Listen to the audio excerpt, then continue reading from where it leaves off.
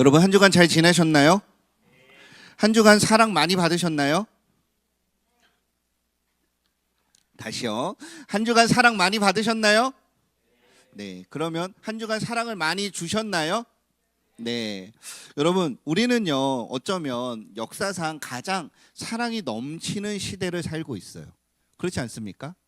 하지만 동시에 어쩌면 가장 사랑받기 힘든 시대를 동시에 살아가고 있는 것 같습니다. 우리가 좋아하는 그 SNS에서 좋아요와 팔로우 숫자가 나의 가치를 증명한다. 제가 설교 때 자주 말씀드렸죠. 그게 우리가 살고 있는 중요한 사랑의 근거가 되고 있어요. 그리고 어쩌면 냉정하게 한번 생각해 보십시오. 여러분이 맺는 여러분의 형제 관계, 부모님의 관계를 포함해서 우리가 맺는 모든 관계가 나에게 이익이 되는가에 따라서 그 관계를 맺기도 하고, 이익이 되지 않는다면 지난주에 살펴보았던 것처럼 너무나 쉽게 엄파를 해버리는, 손절을 해버리는 그런 조건적인 사랑에 우리가 너무나 익숙해져 있지 않습니까? 그래서일까요? 우리 마음속에는 사랑에 대한 갈망이 아주 많습니다. 사랑을 갈망해요. 진정한 관계를 원하죠. 하지만 그 너머에 있는 그 자기의 이익이 기반이 되는 원리를 내가 너무나 잘 알고 있고, 그 속에 우리가 살고 있기 때문에 사랑을 갈망하지만 내가 손절을 당할까 봐 두려워서 내 진심을 보여주지 못하고 사랑에 실패하는 내 자신의 모습을 보면서 쉽게 좌절하는 것이 우리가 살고 있는 이 시대의 모습인 것 같습니다. 여기서 말하는 사랑은 연인 관계에 있는 사랑일 수도 있지만 우정의 관계도 포함되어 있고요. 사람들과의 다른 모든 관계를 총칭해서 생각하셔도 좋을 것 같습니다. 여러분, 제가 누군가를 생각하고 여러분의 이야기를 하는 것이 아닙니다. 일반적인 이야기예요. 혹시 여러분 누군가는 이런 경험이 있지 않으십니까? 온 마음을 다해서 누군가를 사랑했지만 배신당하지 않으셨나요? 내가 먼저 다가가서 힘들게 마음을 열고 호의를 베풀었는데 거절당해서 내 자존심이 와르르 무너진 순간, 아니면 혹은 친구들에게 혹은 가족들에게 내 진심을 보였다가 내가 10년 20년 만에 고민해서 또 마음을 열었는데 오히려 이전보다 더 큰 상처를 받아서 차라리 말 안 하는 게 나았을 것 같다. 그런 아픔들을 경험하지 않으셨습니까? 그런 것들이 우리에게 상처가 되고 아픈 기억들이 되고 심지어 트라우마가 되어서 이제는 나는 더 이상 사랑 안 해. 무슨 유행가 가사 같은데, 사랑하는 것 자체가 두렵고 누군가를 믿는 것이 너무나 위험하게 느껴지면서 살아가고 계시지 않으십니까? 그래서 우리 마음속에는 이런 생각이 있죠. 내가 먼저 사랑하면 또 나만 손해보는 거 아니야? 내가 진심을 보이면 저 사람이 날 이용하는 게 아니야? 그래서 이런 두려움이, 사랑에 대한 갈망을 가지고 있지만 그 사랑을 도전하지 못하고 사랑의 관계에 손 내밀지 못하게 되고 우리를 오히려 움츠러들게 만드는 것 같습니다. 여러분, 그런데 가만히 보면 이런 우리의 모습은 사랑을 실패한 것이 아니다라는 것이죠. 사랑을 실패한 것이 아니라 오히려 사랑의 출발점을 잘못 잡았을지도 모르겠습니다. 여러분, 저는 오늘 세상의 사랑과 성경이 말하는 하나님의 사랑에 대해서 말씀할 텐데, 세상에서 말하는 사랑은 나를 만족시켜줄 사람을 찾는 데 집중합니다. 그리고 그것이 사람이 아니라 물건이나 다른 것들이 될 수도 있죠. 철저히 자기 중심적이에요. 그것을 통해서 내가 기쁘거나 내가 즐겁거나 내가 쾌락을 누리거나 다른 사람들에게 좋은 평판을 얻거나 배가 부르거나 그런 자기 만족이 반드시 수반되어야 하죠.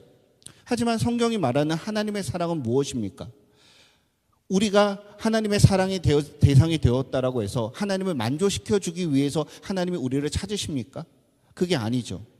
내가 하나님이 만족시켜 줄 사람을 찾는 사랑이 성경에서 말하는 하나님의 사랑이죠. 받기 위한 사랑이 아니라 주기 위한 사랑의 대상을 하나님이 찾아가시고 노력하시고 열심을 보이시고 지치지 아니하시고 그것을 거절하는 우리에 대하여 신실하심으로 그 사랑을 지켜내시고 완성하는 사랑이 오늘 성경을 통해서 우리에게 말씀하시는 사랑이죠. 세상의 사랑은 철저히 조건과 하나 줬으면 하나를 받아야 돼요. 이런 등가, 그 이상의 교환의 논리 위에 세상의 사랑이 있습니다. 하지만 하나님의 사랑은 무엇입니까? 우리에게 거저 주시는 은혜와 오히려 우리를 위하여 헌신하시는 하나님의 헌신, 수고, 이런 열심 위에 하나님의 사랑이 놓여져 있습니다. 여러분, 이 차이를 아는 거예요. 세상의 사랑과 하나님의 사랑의 이 차이를 깨닫는 순간 우리는 비로소 더 이상 사랑의 실패를 두려워하지 않게 됩니다. 세상은 내가 얼마나 매력적인가, 내가 얼마나 잘해주는가에서 사랑이 시작된다라고 말해요. 하지만 성경은 그 시작이 우리의 노력, 우리의 근원, 그 어떤 것도 우리부터 시작되는 것이 아니라 하나님께로부터 먼저 시작된 관계의 이야기가 사랑이라고 말합니다. 그러므로 우리가 사랑을 해야만 하는, 사랑을 얻어내야만 하는, 사랑을 노력해야만 하는 사람이 아니라 우리가 먼저 사랑받은 자임을 깨달을 때 우리는 다시 한번 사랑할 수가 있고요. 반대로 내가 먼저 사랑받은 자임을 잊어버릴 때 우리가 생각하는 사랑들은, 이런 관계들은 너무나 쉽게 무너지고 지쳐버린 것 아닙니까? 사랑하는 청년 여러분, 지난 한 주간도 참 많이 수고하셨죠. 특별히 많은 자리에서 사랑을 갈망하면서 사랑을 찾으며 두드리면서 살아갔지만 그것을 얻지 못해서 낙심하신 여러분들 있으실 겁니다. 저도 그래요. 하지만 오늘 이 말씀을 통해서 무너진 우리의 사랑의 출발점을 다시 세울 수 있는 은혜가 있기를 바랍니다. 그것을 통해서 변함이 없고 지치지 아니하시고 언제나 한결같으시고 끝없는 영원하신 그 하나님의 사랑을 마음껏 누리는 우리 청년들 되시기를 바랍니다. 성경은요, 이 사랑이 기독교의 가장 근본적인 가치이자 기초라고 선포합니다. 심지어 그래서 여기 강대상에도 하나님은 사랑이시다라고 적혀 있어요. 어느 교회를 가든지 이 하나님은 사랑이시다라는 말은 빠지지 않습니다. 여러분, 그래서 우리가 아무리 봉사해도 사랑이 없으면 아무런 유익이 없는 것 아닙니까? 성경에 대한 깊은 지식을 가지고 심지어 산을 옮길 만한 그런 거대한 믿음이 있는 것처럼 보일지라도 정말 우리 마음속에 사랑이 없다면 아무런 유익이 없다라고 성경이 선언하고 있죠. 사랑은 우리의 신앙과 우리의 삶의 가장 기본적인 것이며 그리스도인의 삶은 이 사랑을 닮아가는 여정이어야만 한다라는 것입니다. 그래서 오늘 요한일서 4장 말씀을 통해서 사랑이 무엇인지 한번 묵상하는 시간이 되시길 바랍니다. 그리고 오늘 또 마침 성찬이 있는데요, 이 성찬을 통해서 우리가 그 사랑을 경험하고자 합니다. 첫 번째 생각해 볼 것은 사랑의 근원입니다. 함께 따라해 볼까요? 하나님은 사랑 그 자체이십니다. 요한일서 4장 8절 말씀 다시 한번 읽어볼까요? 4장 8절입니다. 시작.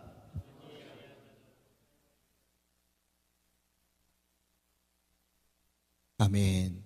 여러분, 진정한 사랑의 출발점은 바로 하나님에서부터 시작을 해야 돼요. 사도 요한은 사랑이 하나님의 여러 속성 중에 하나가 아니라 그분 존재 자체를 규정하는 단어가 사랑이다, 하나님의 본질이 사랑이시다라고 선언하는 것이죠. 마치 빛이 태양으로부터 나오듯이 모든 진정한 사랑은 하나님께만 속한 것이며 하나님께로부터만 나오는 것이 사랑이라는 것을 기억해야 합니다. 여러분, 사랑을 하십니까? 사랑을 알고 계십니까? 사랑을 갈망하십니까? 사랑이 필요하십니까? 그것은 바로 우리가 사랑의 본질이신 하나님께로부터 태어났고 그 사랑이신 하나님을 알고 있기 때문에 우리가 사랑이 필요한 존재로 살아간다라는 것이죠. 사랑한다라는 것이죠. 반대로 사랑하지 않는 사람은 본문이 말하는 것처럼 하나님을 알지 못한다라는 것 아닙니까? 여기서 사랑은 우리 인간의 사랑이 아니라 이기심이 없는 하나님의 완전한 사랑, 굳이 구별하여 말하면 아가페라는 단어를 들어보셨죠? 이 하나님의 완전한 사랑, 아가페를 말하는 것입니다.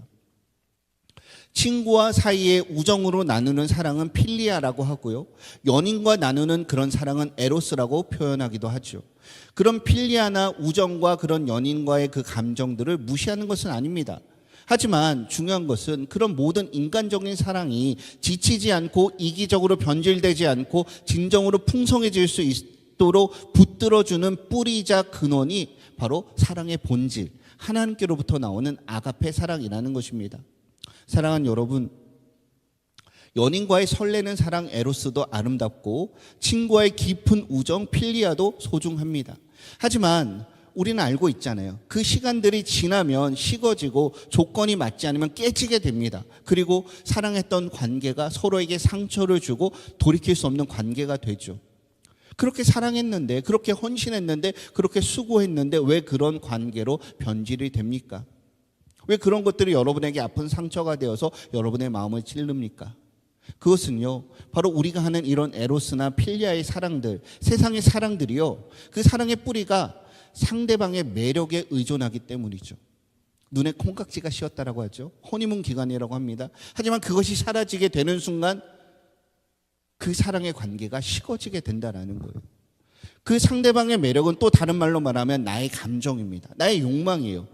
그 사람, 다른 사람들은 별게 아닐지라도 그 사람에게 뭔가 띄는 것이 나에게 매력으로 다가오는 나의 감정이 있었기 때문에, 나의 욕망이 있었기 때문에 그 사랑이 시작된 것이죠. 이런 상대방의 매력이나 나의 감정, 나의 생각에 의존하는 사랑이기 때문에 그것이 사라질 때, 그것이 조금이라도 변질될 때 사랑 자체가 무너지게 되는 것이죠. 하지만 오늘 성경에서 말하는 이 아가페 사랑이, 하나님과 우리의 관계는 당연한 거고요, 친구들과의 우정, 필리아의 뿌리가 될 때, 연인들과의 사랑, 그 에로스의 뿌리가 이 아가페가 될 때 연인 사이에서도 비로소 조건 없는 헌신이 가능하고 부부의 관계가 더욱더 돈독해지며 친구 사이에서도 배신하지 않는 신뢰가 세워진다라는 것이죠. 여러분, 아가페는 완전하고 에로스와 필리아는 불완전해서 필리아와 에로스를 아가페로 대체해야 된다, 그것이 아니에요. 그렇게 서로 대체하는 것이 아니라 바로 이 하나님의 아가페적인 사랑이 친구들 간의 우정, 부부와 연인들 간의 사랑, 또 우리가 사람들과 맺는 관계에서 있는 그 사랑들을 완성시키는 것이 하나님의 사랑이다라는 거예요. 그렇기 때문에 우리가 하나님의 사랑을 알고 그 사랑을 배워가야 하는 것이죠. 여러분, 그래서 성경의 사랑은 좋아하는 감정이 아니라 결정입니다. 성경에서 우리에게서 말하는 사랑은 바로 행동이라는 것이죠. 우리 한번 따라해 볼까요? 성경의 사랑은 감정이 아니라 결정이며 행동입니다. 어떻게 알 수 있습니까? 바로 하나님께로부터 알 수가 있는 것이죠. 여러분, 하나님이 여러분을 왜 사랑하셨어요? 여러분이 잘생기셔서요? 여러분이 아름다우셔서요? 여러분이 지식이 많으셔서요? 여러분이 매력적이셔서요? 그런 게 아니죠. 그런 감정이 아니라 하나님이 여러분을 사랑하기로 결정하셨기 때문에 사랑하신 것 아닙니까? 이것이 바로, 감정은 변하지만 결정은 지속된다라는 거예요.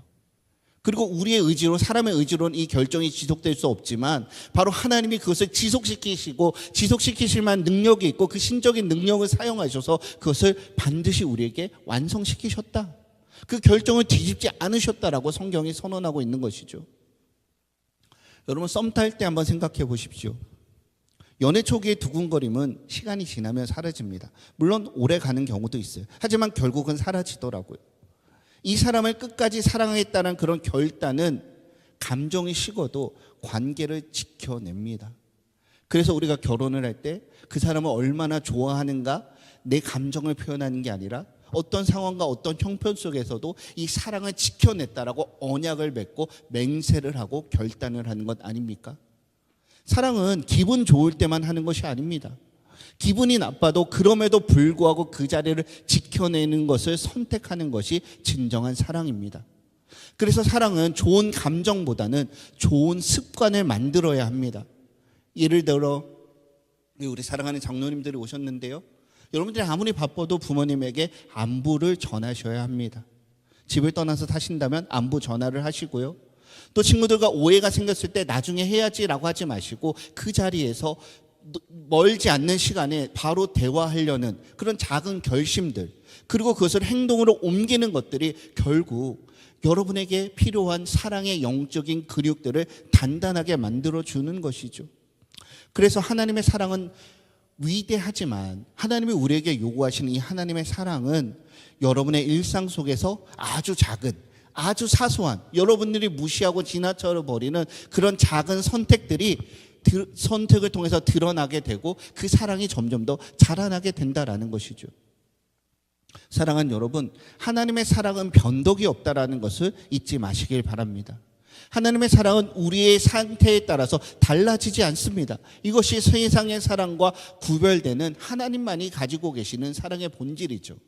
그리고 그런 자리로 저와 여러분을 초대하십니다. 그래서 하나님을 아는 사람은, 하나님을 사랑하는 사람은, 하나님의 사랑을 받은 사람은 사랑의 방식을 새롭게 배워요.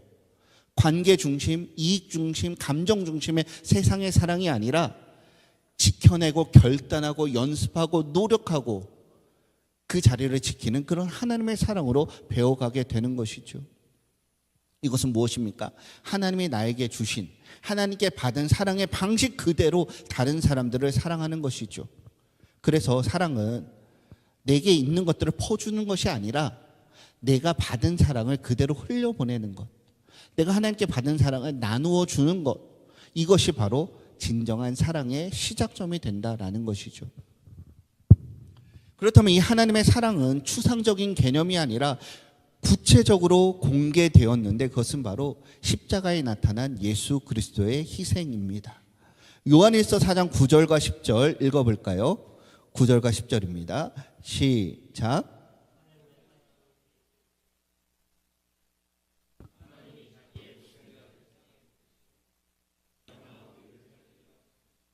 사랑은 여기 있으니 우리가 하나님을 사랑한 것이 아니요 하나님이 우리를 사랑하사 우리 죄를 속하기 위하여 화목제물로 그 아들을 보내셨음이라. 아멘. 하나님은요 여러분을 사랑하셨기 때문에 자기의 가장 귀한 것을 내어주셨습니다. 9절을 다시 보여주시면 9절에 나타내신 바 되었으니 라고 해요. 이것은 이전에 숨겨져 있던 하나님의 깊은 곳에 있던 여러분을 사랑하는 하나님의 마음이, 그 하나님의 심정이 그리스도를 통해 세상에 공개적으로 드러난 것을 의미합니다. 여러분, 우리가 그 썸 타는 관계에서, 친구 관계에서, 연인 관계로 발전하기 위해서는 어떻게 해야 됩니까? 백날 좋아하는 감정 가지고 있어봤자 안 돼요. 공개적으로 그래서 고백해야 돼요. 표현해야 돼요. 그래야지 그 관계가 지속되든지 멈추든지 하는 그 관계의 변화가 있지 않습니까? 그것처럼 하나님께서 우리에 대해서 좋은 마음, 사랑하는 마음을 가지고 계셨는데 바로 그리스도를 통하여 그것을 공개적으로 선언하셨다, 그렇게 이해하셔도 괜찮습니다. 그래서 이 하나님의 공개적으로 드러남, 신학적인 용어로는 현현이라고 하는데요, 오늘 우리가 경험할 이 성찬 역시 하나님의 현현의 연장선상에 있습니다. 눈에 보이지 않던 하나님의 사랑이 떡과 잔이라는 구체적으로 표징으로 나타나는 순간 2000년 전에 십자가에서 일어난 하나님의 사랑이 오늘 여러분의 이 자리, 바로 떡과 잔을 통해서 여러분의 눈물의 자리, 여러분의 쓰러짐의 자리, 상처와 실패의 자리, 때로는 자만과 교만의 자리, 때로는 무기력한 자리, 바로 그 자리에 하나님이 여전히 나를 사랑하신다, 나를 사랑하셔서 임마누엘 찾아오셔서 지금도 나를 지켜주고 계신다라고 하나님의 사랑이 여러분의 자리에 현실로 나타나는 것이 성찬이라는 것을 잊지 마시기를 바랍니다. 하나님은 자신의 독생자, 즉 유일무이한 자를 보내셨습니다. 여러분들에게 세상에서 가장 소중한 것이 무엇입니까? 어떤 것이 가장 소중하세요? 어쩌면 오랜 세월 동안 취업을 위해서, 승진을 위해서 공들여 준비한 포트폴리오가 될 수도 있죠. 다음 주 이제 우리 후배들이 시험을 보는데요, 12년의 시간 동안 열심히 공부하고 노력해서 도전하는 그 순간이 될 수도 있습니다. 그것을 통해 내가 얻어내고자 하는 꿈과 미래일 수도 있죠. 하지만 만약 누군가 그 가장 소중한 건 나를 위해서 주세요, 나를 사랑한다면서 이것을 주세요라고 하면 기꺼이 내어줄 수 있는 사람이 아마 대부분 없을 겁니다. 하지만 성경은 하나님이 그렇게 하셨다라는 것이죠. 당신의 가장 소중한 독생자를 누구를 위해서? 하나님을 거부하고 죄 가운데 살던 저와 여러분을 위해서 십자가에 내어주셨다. 이것이 하나님의 사랑의 증거다라고 말하십니다.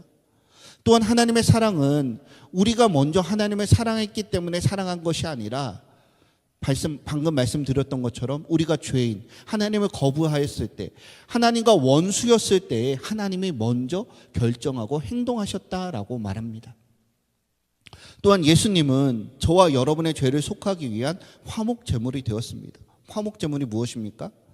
불타 없어지는 제물로서 기꺼이 내어주셨다라는 것이죠. 희생이에요. 죽음과 피 흘림이 있어요.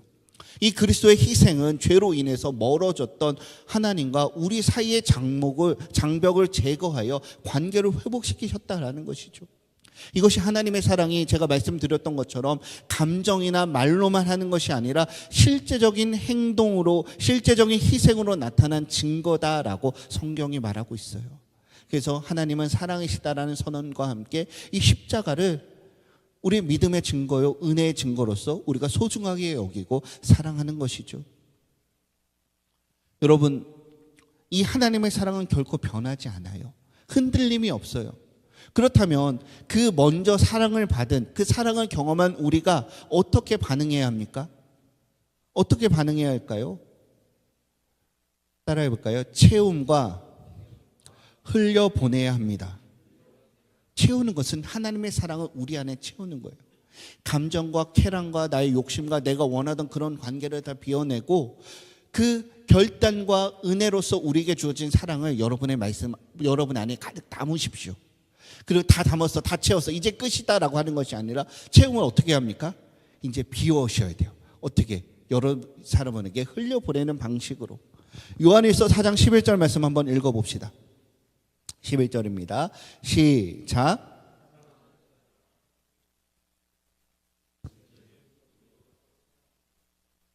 아멘. 마땅하도다.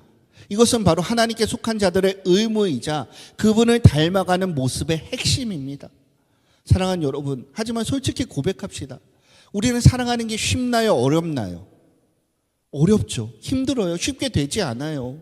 내가 아무리 노력했지만, 아무리 수고했고, 아무리 다시 다짐하고 다짐했지만 내 힘으로는 누군가를 오래 참을 수가 없어요. 한 번 참는 것도 힘들어요.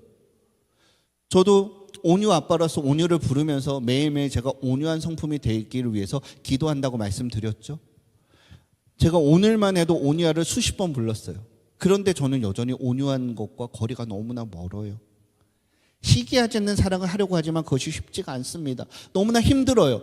단순히 힘든 것이 아니라 그것을 노력하는 우리의 모습이, 그런 열심이 나를 지치게 하고 자신이 없고 너무나 힘든 모습이, 고통스러운 모습이 우리의 모습이 아닙니까? 왜 그런가요? 우리 내면이 죄로 인해서 하나님의 형상이 파괴가 되었고 하나님이 우리 가운데 넣어주신 사랑을 다 잊어버렸기 때문이에요. 그래서 여러분, 사랑은요, 여러분이 생산하시려고 하시면 안 돼요. 여러분의 안에 채워주신 그 사랑을 순환하셔야 합니다. 결코 우리는 사랑을 만들어내는 공장이 아닙니다. 오히려 하나님의 사랑이 들어와서 우리 안에만 머무는 것이 아니라 다른 곳으로 흘려보내는 사랑의 통로가 되어야 하는 것이죠. 그리고 더 놀라운 것은 하나님께 받은 사랑이 내 안을 지나 다른 사람들에게 흘러갈 때 분명히 흘려보냈어요. 분명히 줬어요. 분명히 손해를 봤어요. 그런데 고갈되지 않고 오히려 더 채워지는 것을 경험한다라는 것이죠. 여러분, 채움이 먼저입니다. 내 안에 없는 사랑을 억지로 째내려고 하면 마른 행주를 아무리 짜도 아무것도 없는 것처럼 나도 괴롭고, 억지로 그 사랑을 받는 사람은 더 괴로워요. 혹시 여러분 중에 이런 경험이 있지 않습니까? 이번엔 정말 인내하며 사랑해야지라고 다짐을 했지만 며칠 못 가서 후회한 경험이 있지 않습니까? 이것은요, 결코 여러분이 나쁜 사람이어서, 부족한 사람이어서, 악한 사람이어서 그런 것이 아닙니다. 왜 그렇습니까? 이 체험의 과정이 없었기 때문이에요. 하나님 주셨던 그 사랑들이, 그 은혜들이 다 고갈되었는데 우리 안에 없는데 없는 것을 억지로 짜내려고 하니까 이것이 안 되는 것이죠. 고통스럽게 나타나는 것이죠. 그래서 저는 여러분께 감히 권면합니다.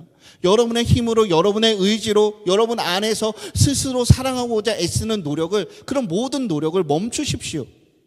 진정한 사랑은 우리가 노력해서 짜내는 것이 아니라 사랑의 근원이신 하나님께로부터 부어지는 것입니다. 우리가 할 일은, 마른 행주가 그 물을 짜고 걸레질을 하기 위해서 어떻게 해야 됩니까?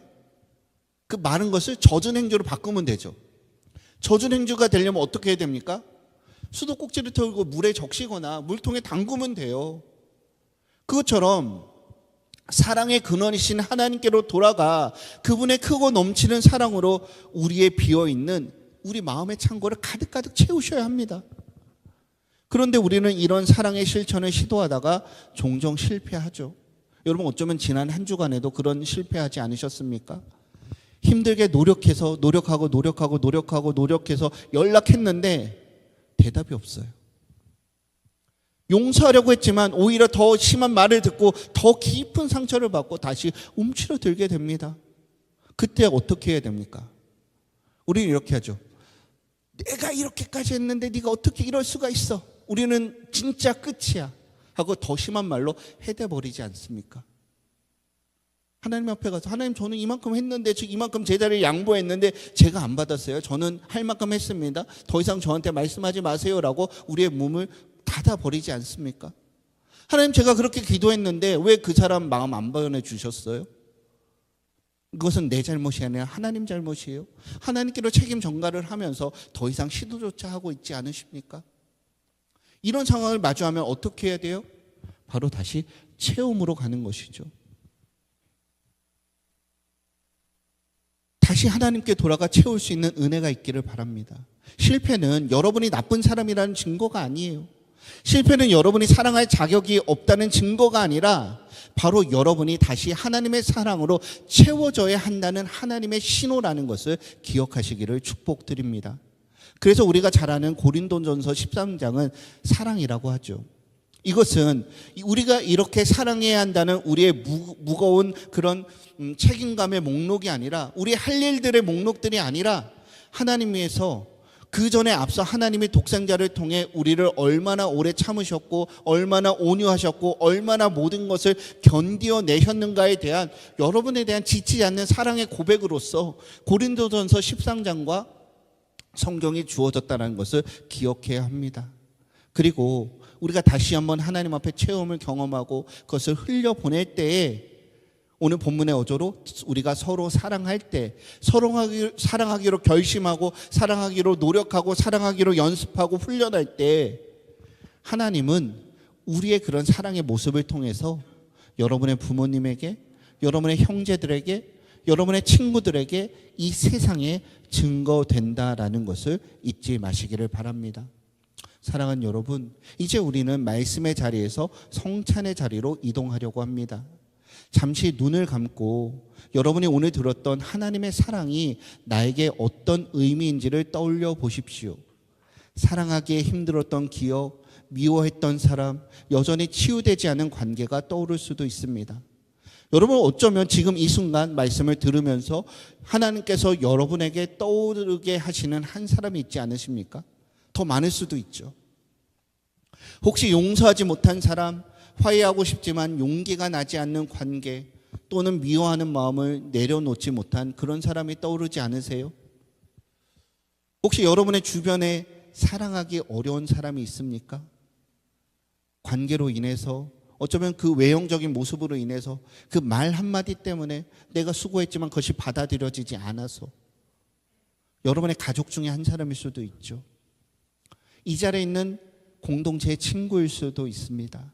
직장에서, 학교에서 부딪히는 동료나 친구들일 수도 있습니다. 하지만 중요한 것은 하나님은 그런 관계 속에서도 사랑을 실습하게 하신다라는 거예요. 우리가 하고 있는 인턴십처럼 노력하는 것이죠. 그것은요, 그 사랑이 완벽해서가 아니라 그 삶의 자리가 내가 무너지고 내가 실패하고 내가 좌절당하고 내가 모욕당하고 내가 무시당하는 그 자리가 하나님의 사랑을 흘려보내는 훈련장이기 때문에 그 자리에서 여러분들이 사랑을 연습하기를 원하세요. 그 사람의 얼굴을 떠올려 보십시오. 그리고 이렇게 기도하십시오. 하나님, 저는 이 사람을 쉽게 사랑할 수 없습니다. 그러나 주님은 이 사람을 위해서도 십자가에 달리게 하셨습니다. 저에게 주님의 사랑을 가득 채워주셔서 이 사람을 주님의 눈으로 바라볼 수 있게 해주세요. 그렇게 함께 기도하시기를 바랍니다. 사랑하는 청년 여러분, 이 시간 우리가 하는 이 성찬은 우리가 머리로만 알고 있던 사랑이, 입으로 아멘하고 끝냈던 그 사랑이 예수 그리스도의 깨어진 몸과 흘리신 피를 통해서 역사적이고 구체적인 희생으로 우리에게 나타난 증거를 기념하는 시간입니다. 우리가 곧 먹게 될 이 떡은요, 우리의 죄를 속하기 위해서 화목이어서 우리가 잘 노는 관계가 아니라 불타 없어지는 거예요. 화목제물 대신 예수 그리스도의 거룩한 몸입니다. 우리가 마시게 될 이 잔은 우리가 죄와 사망에서 벗어나 영원한 생명을 얻게 하시려고 흘리신 그분의 피, 그분의 언약의 피죠. 여러분, 이 성찬을 우리가 주님을 위해서 무언가 하는 시간으로 사용하는 것이 아니라 저와 여러분을 위해서 모든 것을 다 이루셨음을 온전히 받아들이는 시간이 되시기를 바랍니다. 우리의 비어있던 사랑의 창고를 채우는 가장 강력하고 실제적인 순간이 성찬의 시간이고 성찬의 은혜입니다. 혹시 여러분들 중에서 나는 사랑받을 자격이 없다라고 말하는 분 있으십니까? 그것은 거짓의 아비가 하나님과의 관계로부터 우리를 끊어내기 위하여 우리를 속이는 거짓말입니다. 이 떡과 잔을 받을 때에 나는 사랑받을 자격이 없다는 거짓말을 버리십시오. 왜 자격이 없습니까? 하나님의 사랑을 주기로 선택하셨는데. 그 자격이 없다는 것은 우리가 하나님을 무시하는 신성 모독입니다. 그 거짓말을 버리고 하나님의 난리를 살리시어 이 값을 치르셨다라는 이미 이루어진 그 진실을 온몸으로 받는 시간이 되시기를 바랍니다. 이 하나님의 지치지 않는 사랑이 여러분을 채울 때 우리는 비로소 사랑할 수가 있습니다. 우리가 받은 이 사랑 때문에 우리도 이웃을 용서하고 부모님을 용서하고 형제들을 용서하고 친구들을 용서하고 희생하며 끝까지 인내하는 그런 사랑을 실천하시는 하나님의 성품을 닮은 청년들 되시기를 주님의 이름으로 축복드립니다. 우리 예수 나를 위하여 1절 함께 찬양하시겠습니다.